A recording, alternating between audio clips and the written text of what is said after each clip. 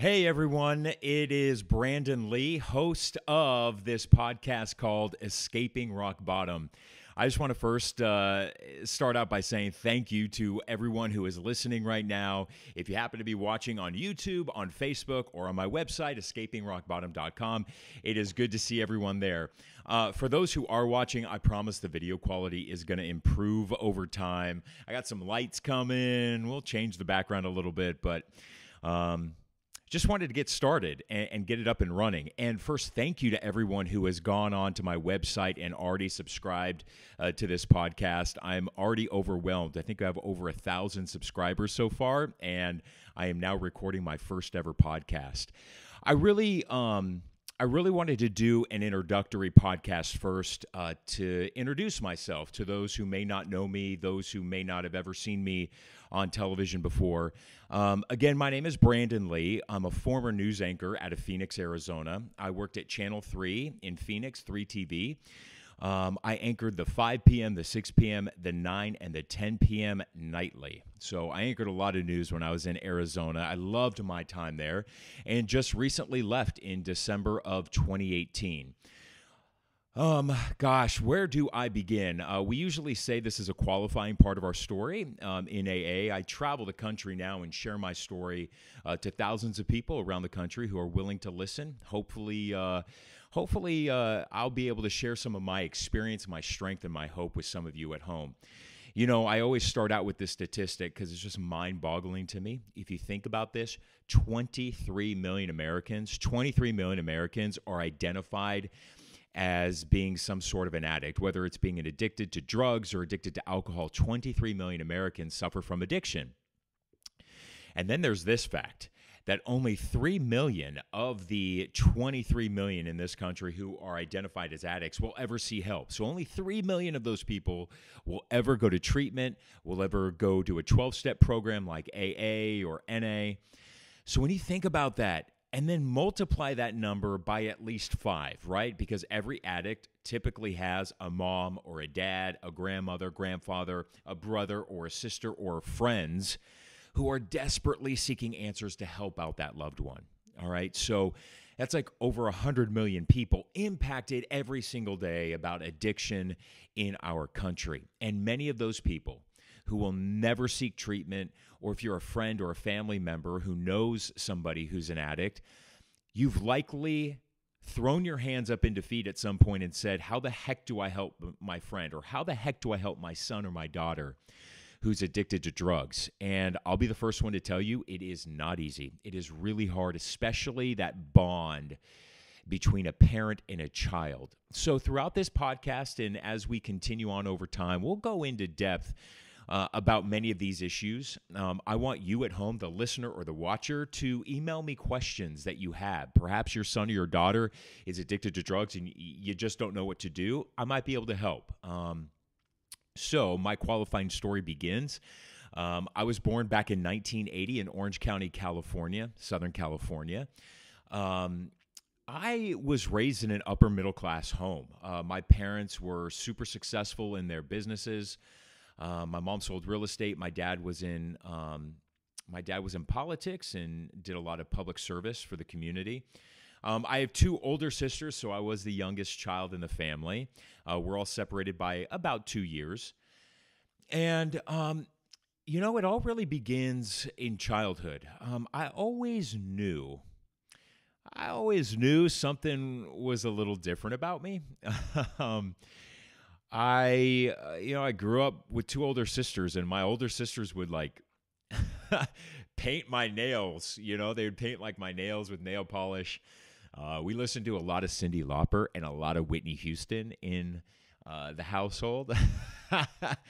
My sisters, I don't really remember this too much. I remember some of it, but my sisters used to tell me, Brandon, like when you used to go into the bathroom, you used to sing in the shower, like I would blare Whitney Houston. I think that may have been the first sign that I might have been gay.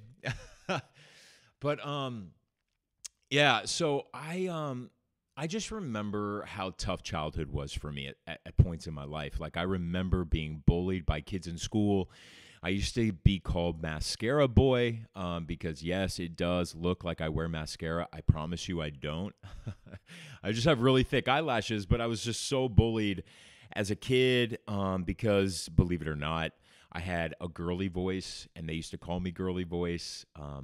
I used to play tricks on people who used to call our house, and they would call our house because they thought that they were talking to my mom. But it was really me, and I kind of enjoyed it back then. So I like played tricks on like my mom's clients. She wasn't too thrilled about that, but I did all the time because I sounded like my mom on the phone.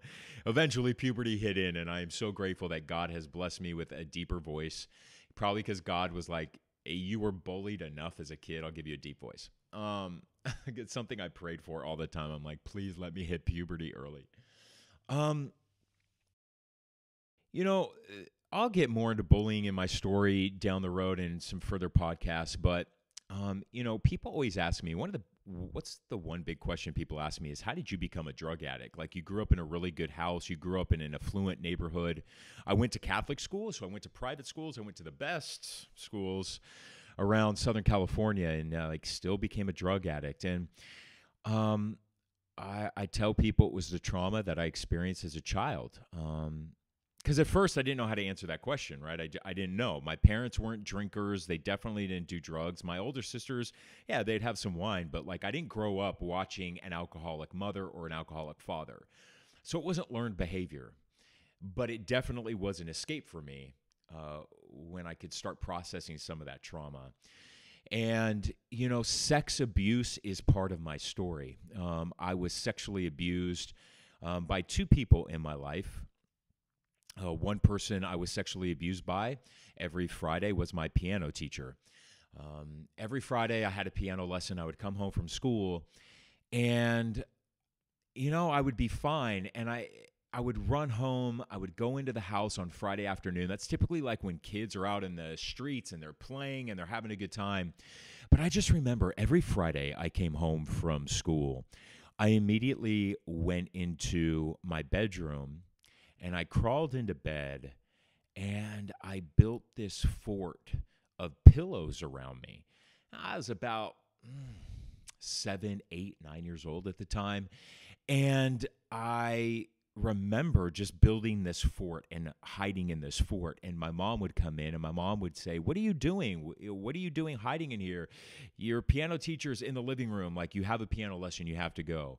And I just remember telling my mom, like, I don't feel good. I don't feel good. Like, I don't want to take piano lessons today. I don't feel good. And my mom would be like, "You were just playing soccer today. Like, you feel fine. You probably don't like to play the piano, but you're going to learn. Like, you have to go play the piano." And so, I would dread walking into, we remember these traumas and it's like stored in my memory, and I remember bits and pieces of it, but I remember that walk into my living room and I saw my piano teacher seated at the end of the piano bench and just felt like I was breaking out in hives, like knowing what was about to happen. And I would sit there on the piano and we would start to play. And as a kid who's 7 or 8 and 9 and learning to play the piano, I'm going to make mistakes. And I did. I made a lot of mistakes. And so I was making these mistakes, and every time I messed up on the keyboard, my piano teacher would grope me. And the next mistake, he would grope me again. And the groping got worse and worse over time.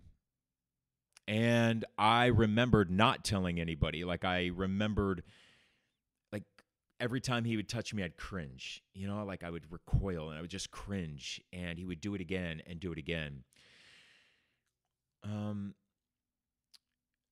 The other person who I was sexually abused by was my youth soccer coach. And there's no point on naming him. But he would also grope me and touch me, and he molested me. And the thing is that my parents trusted my soccer coach and they trusted my piano teacher. They knew these people. And because my parents knew them and because we were family friends with them, I didn't want to tell my parents because I was so afraid. I was so shameful and I felt guilty. But I'm like, these are our family friends. My parents will never believe me if I told them. So I just didn't. Well, what happened as a child in that situation, I went into survival mode, right? As children, we go into survival mode because I couldn't fight back. I was too young. I didn't know how to fight back. And so what I did is I just buried it deep down in me and I acted like nothing ever happened. And that was my way of surviving that household. You know, it wasn't easy growing up in my family's household either, despite the sex abuse that went on. Listen, my mom was very verbally and physically abusive.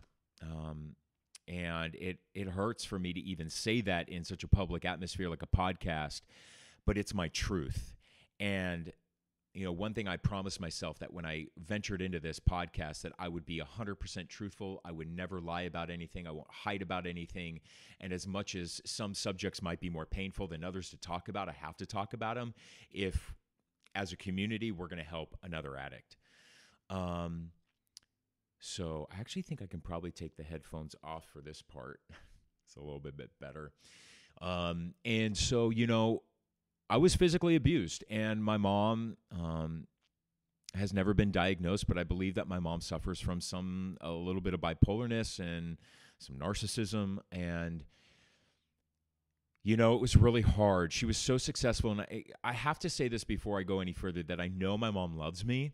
I know my mom loves me. She doesn't express it in the ways that a traditional mom or a mom that I wish I had would. My mom isn't one to ever sit there and say, Brandon, I love you. And that was really hard for me. It's hard for me as an adult because I was never used to hearing those words, I love you. And so it's such a foreign concept to me that, when a boyfriend or a friend of mine says, Brandon, I love you, for so many years out of my life, like I would cringe, like it would make me feel so uncomfortable. And I would just blush and I would say, thank you. I didn't even know how to respond to that because it was just such a foreign emotion praised upon me. And again, I will go through some of the abuse that happened, the physical abuse and the mental abuse, further down the road as this podcast continues. But all that abuse, the sex abuse that happened and the physical and the mental abuse that I endured, my middle sister, who I'm not going to name, but my middle sister was also very physically and mentally abusive towards me. I mean, we had gotten into brawls, and mind you, she was a lot bigger than me when I was a child, a very small child. There were times where I remember her chasing me around with trophies and a baseball bat, and it was just very hard. But a lot of the verbal abuse that I endured from her, it was really hard. And, she made me feel like this big in the house. And it was like walking on eggshells every day of my life in that household. And it was not fun, and it was painful, and it was scary at times. But it was like walking on eggshells. And what that taught me was don't ever express yourself. Like I was so feared expressing my true emotions in that house because I feared the repercussions that I would get. I feared if I ever complained or said if somebody was hurting me or making me feel uncomfortable, that the wrath of the abuse would come at me 10 times harder than it already was. And so I just, as an early child, again, Brandon, just hold your feelings in, hold all those emotions in and bury them down deep inside. Well, at age 15, I started to act out, and I truly believe that the reason why I became a sex addict and a drug addict was because of the trauma that I endured as a child, and eventually it started to come out sideways, and it started to surface. And so I remember growing up in Orange County, California, that I used to go down to Laguna Beach and the Boom Boom Room. It was, Laguna Beach was like the gay mecca, the gay epicenter of the United States at that period of time in the late 80s and early 90s. There was no like West Hollywood. That shit wasn't around. It was all about Laguna Beach. And so it was this little hotel, had a bar and a dance floor, and it was very cruisy. And so like I used to go down there as a 15 and 16-year-old kid. And I used my older sister's boyfriend at the time, his fake ID, because oddly enough, we kind of look alike. And so I used his fake ID to get in and out of these bars. Now, a lot of you are probably listening, but yeah, you were 15. You had to look like a little kid. I will tell you this. Gay bars back there in the early 90s did not give two shits about how old you were. As long as you had some form of an ID, they just let you in. And I remember that's when I first started having sex. And there was this stairway from the boomer room that led down to the beach, and all these guys were just having sex down there, like anonymous sex. And I remember going down there and feeling like this pent-up anxiety and the butterflies and the nervousness. But I remember, I used to go down there and I used to hook up with these guys, and these guys were in their 40s and 50s. And I'm telling you, at that time, I didn't think that behavior was wrong.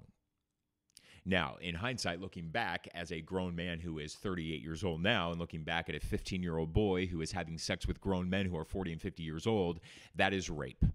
All right, that is rape. It should have never happened. Those men were predators, and they were preying on me. But it took me a long time to even get to that point, because I was telling my therapist that I wanted it. I chose to be down there. I chose to go down there. I chose to go down the stairways, and I chose to have sex with these people. And it took a lot of therapy sessions for my therapist to finally get me to understand that as a 15-year-old boy, I do not have the mental acumen, and my brain hasn't fully developed, that it doesn't matter, that is still rape. And that's really where my sex addiction began, because I was having sex with different guys 5 or 6 nights a week. And again, I'll get more into that as the podcast continue on. And then I started getting into drugs, and I was I went to Catholic school, so I was, and I grew up in an affluent neighborhood. So it's not like I was growing up in the hood. I know it's a stereotype that people are like, oh, you must have grown up in a bad neighborhood if you're doing drugs at age 15. It's not the truth. That's not the case at all. A lot of us stole our parents' money, and our parents didn't even know about it. And we used to steal from our parents, and we used to go, and we were buying cocaine at age 16. A friend of mine, his family had a beach house in Laguna Beach, and we used to go down there. We used to do lines of cocaine every Friday and Saturday night on the beach at age 16. Looking back, hello, red flag, not normal. And when I turned 18, I started to isolate a little bit, and I used to do a bunch of ecstasy. I used to go out to these huge raves in Indio, California, and I'd drive out there by myself. I'd go to these map points, and then the map would tell us where on the Indian reservation these huge raves were, and I used to go out there by myself, do ecstasy, meet a bunch of people, and just dance all night long. Eventually, I got into NYU, and I moved to New York City, and that's when I finally met my people. It was the first time that I met gay people who were older than me, but gay guys around my age, maybe a little bit older. And I was like, wow, these guys look like me. They talk like me. They are really cool. And so that was the first time I really felt accepted into a community. And I remember at that time we had daytimers, and I opened up my daytimer, and I went through my daytimer and just started calling all of these people and telling them, hey, I'm gay. And I remember telling my mom that, and my mom's response to me was, are you sure? And I said, yeah, I'm pretty sure, Mom, that I'm gay. And my mom was like, well, listen, son, it was not very empathetic. My mom was like, well, listen, once you decide to come out, there's no going back in. So you better make sure you're really gay, because there's no going back into the closet. And I'm like, okay, I'm gay. And then I get in, and then I call my dad, and I tell my dad that I'm gay. My dad's response was a little more empathetic. He said, son, I love you, which was nice. And he said, I do believe it's a choice, but as your father, I will love you and accept you for whatever choices you make. And, that was a blessing, because there was a lot of other gay kids who came out in the 90s, and they were kicked out of the house. They were excommunicated from their church. They were kicked out of their families, totally disowned. So the fact that the worst that from my dad was that he thought it was a choice. He doesn't believe it's a choice anymore, by the way. He believes science, that we're all born this way, as Lady Gaga would sing. But the problem is that the group of friends I became connected to in New York City were heavily into drugs. And I got involved in the circuit and the circuit parties, where 20 to 50,000 gay guys would descend upon Miami Beach, and we'd get high all weekend and dance our asses off. And I definitely talk more about gay culture and drugs in my book that is currently being edited, hopefully published this year. So I go deep into a lot of those issues, and we'll go deep into the podcast on my thoughts about gay culture and drugs in the gay culture too. but eventually, my drug of choice was GHB. Yes, that is, for those of you who are up to speed on your drug lingo, GHB is the date rape drug. It is a clear liquid that you can put into an alcoholic drink, and you drink it and you black out. You can also do enough to not where you black out and you feel the high effect, but it's a super dangerous and deadly drug because if you black out, you can. The majority of people who do overdose on GHB, they die from choking on their own vomit, and they don't wake up. And so GHB was my drug of choice for 10 years. And I used to order it online by the gallon, even though you need a capful. And I used to order it from England off a website called alloycleaner.com, which is scary that the stuff I was intaking and ingesting into my body would actually clean the grease off your rims. And, you know, during that time, I was like raging.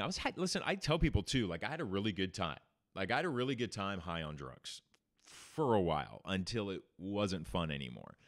And so I stayed away from other hardcore drugs. Like I stayed away from meth. I stayed away from heroin for so many years because I saw some friends do it and I was like, I never want to look like that.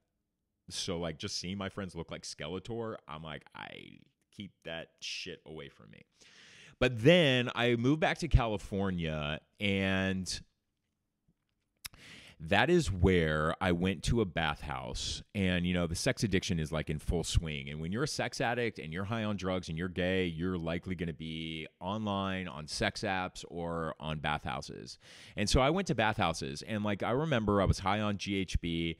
And there was this guy, and he offered me a hit off of his meth pipe. And I tell people, man, it was just like in the wrong place at the wrong time and the wrong dude. And sure enough, like my inhibitions were already lowered because I was high on GHB, and the guy like handed me the meth pipe, and I inhaled, and I remember staring at myself in the mirror, and the moment I took a hit off of that meth pipe, I just knew I was done. Like I knew I was done. I had never felt so powerful. I had never felt so confident, and I truly felt like a fucking superhero.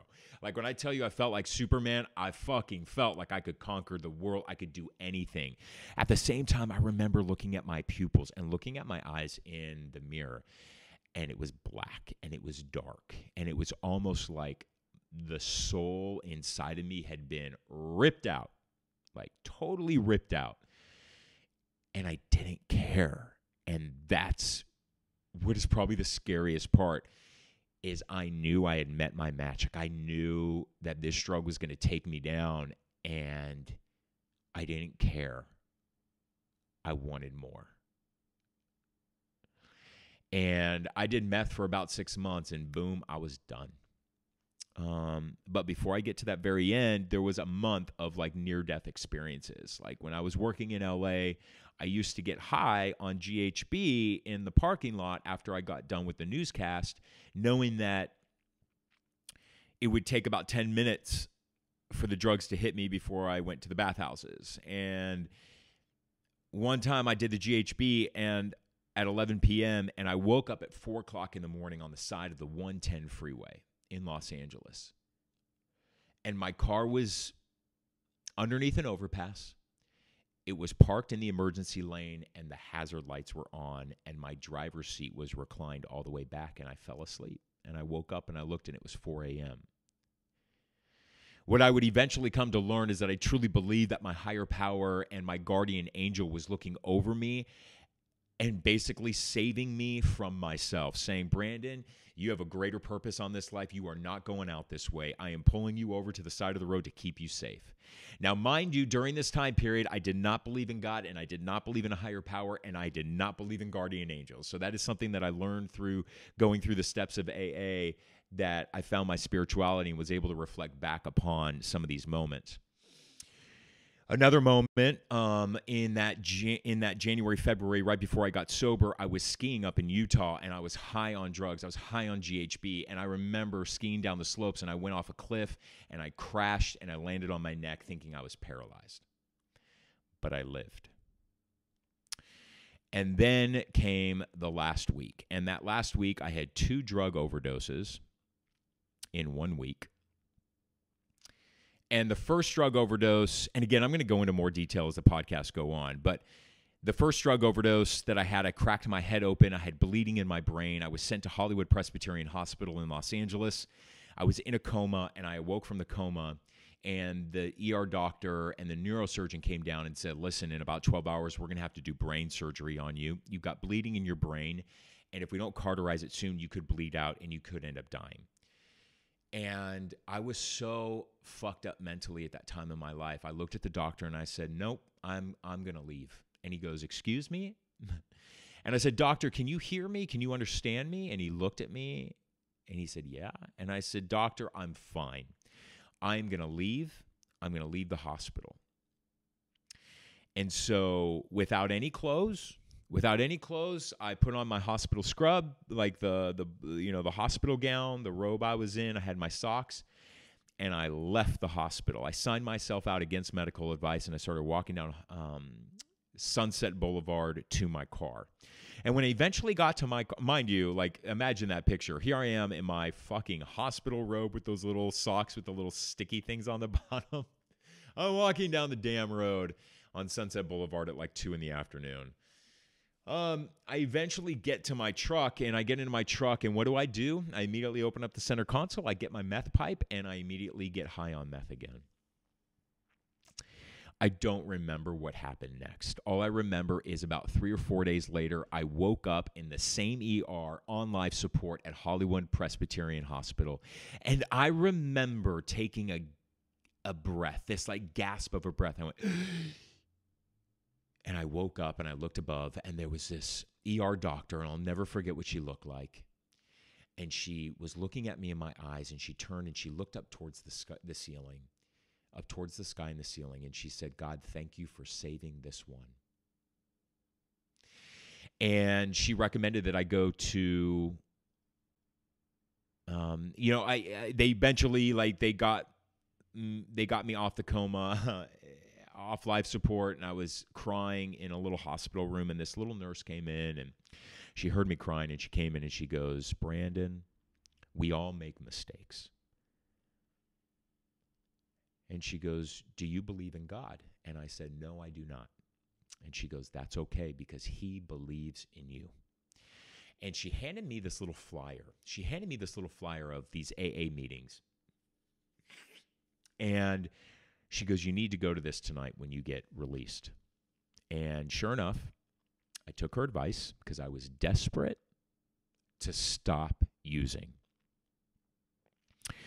And I went to that AA meeting for the very first time, and I walked in, and there were like 100 people in this meeting. They were handing out these raffle tickets, and I'm like, I did a 180 and walked out.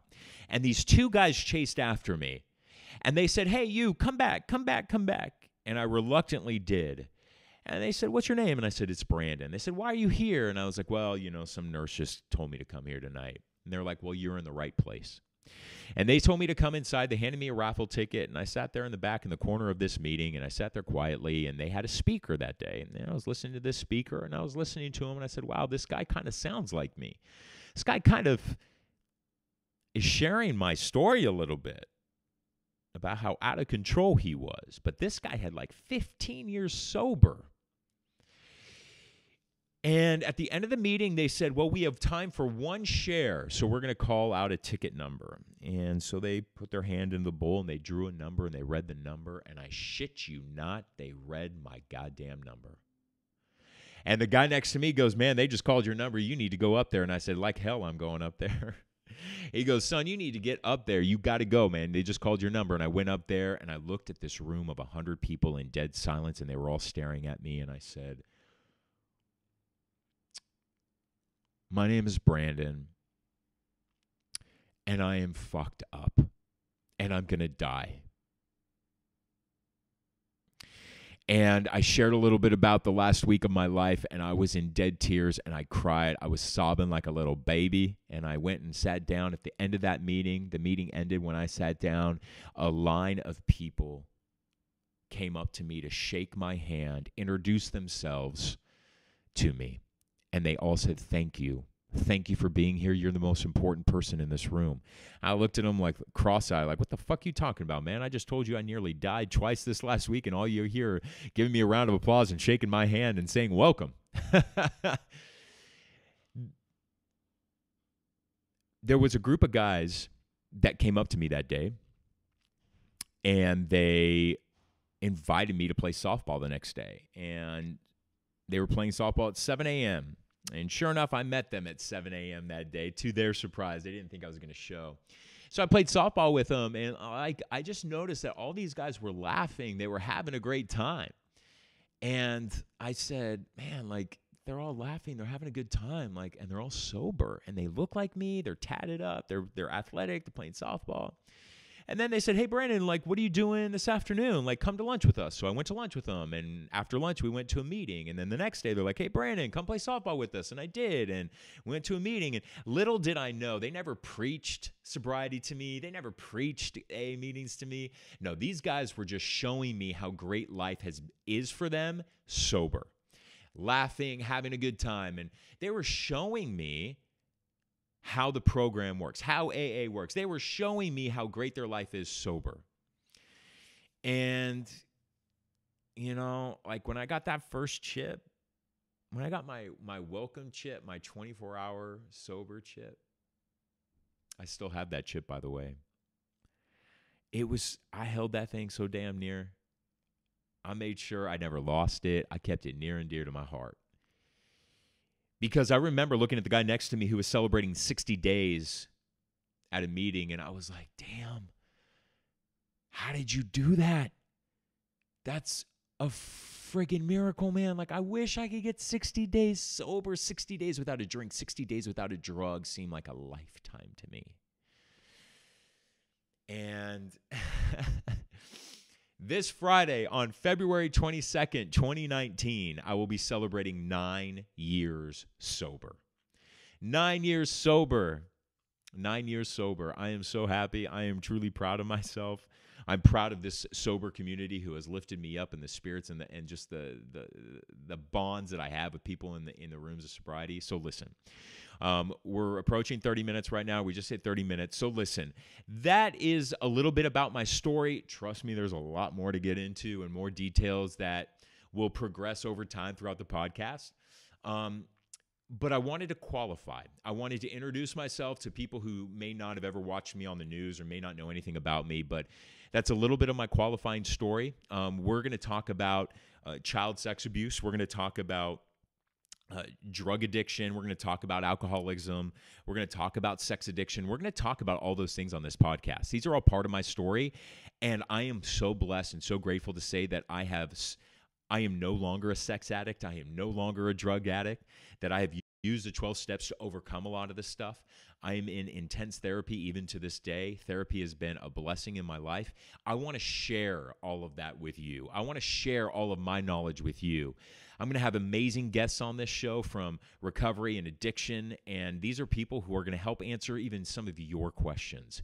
So I just want to say thank you. As raw and real as this is about to be, I have absolutely no idea what's going to happen with this podcast, but I promise you I'm going to give you my all. I'm going to be open. I'm going to be transparent, and it's all about just saving one person's life. That's all what it's about. That's it.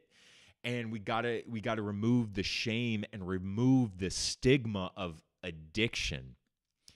And we can only do that by coming forward and speaking our truth and sharing our stories without fear of repercussions of what society may do or how they may react.